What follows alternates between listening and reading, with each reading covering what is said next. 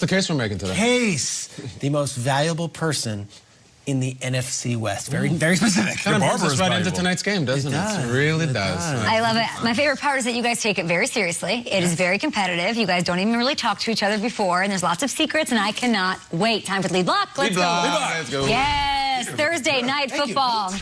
It's all going down tonight. A battle for first place in the NFC West. Cardinals Seahawks at 7:30 p.m. Eastern. You can see it right here on NFL Network, on Fox, and of course streaming on Prime Video with lots of different options. Let's start with our guy, Steve Weiss. He has the latest from outside CenturyLink Field. The Seahawks could be getting some huge relief for their offense Thursday night when tailback Carlos Hyde, who's missed the past few games with a hamstring injury. Now the injuries at running back with Hyde and Chris Carson have really hurt the Seahawks if they become pass happy, throwing an average of 41 times per game. But what else Hyde can help in is with pass protection. With all of the injuries on the offensive line and the moving parts, they've been having difficulty with blitz pickup.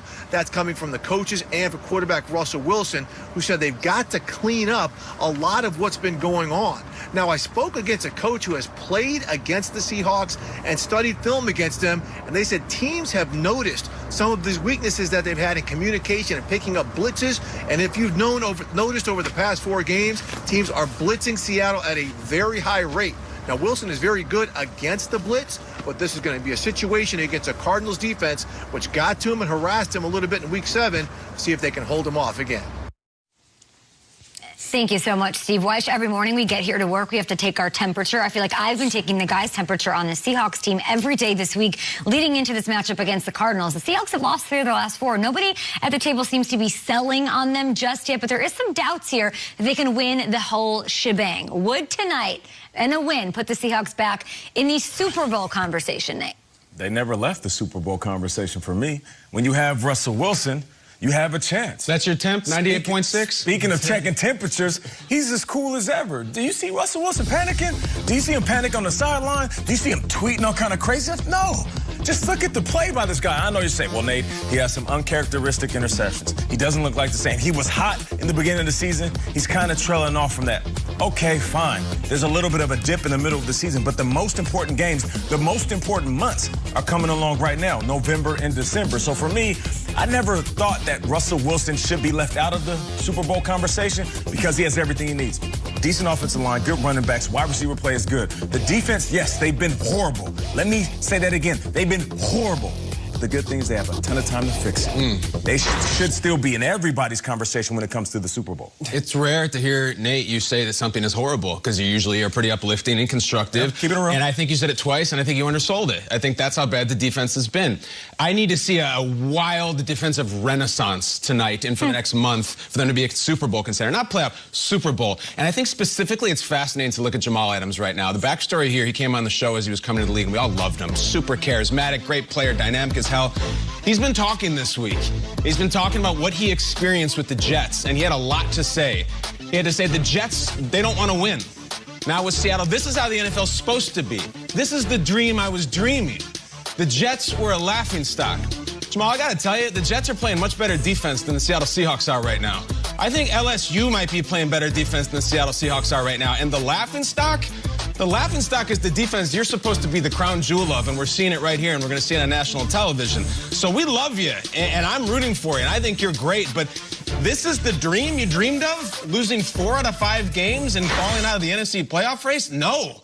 You got to do more, man. This is your dream. This is you scorched earth. Congratulations, you got out of New York. I don't begrudge you at all. Business is business. Are you doing any better now? Are you going to win more playoff games than the New York Jets did this year? I don't know if you are. Do something about it, dude. We're rooting for you, but don't go where we can't follow. Big night tonight for you. Yeah, that's a strong take on Jamal Adams, but it's the entire defense. You know, they're also playing without their 2 starting corners tonight. Shaq Griffin and Quentin Dunbar are both going to be out, so now we're down to Trey Flowers and DJ Reed, who are going to be starting in their place.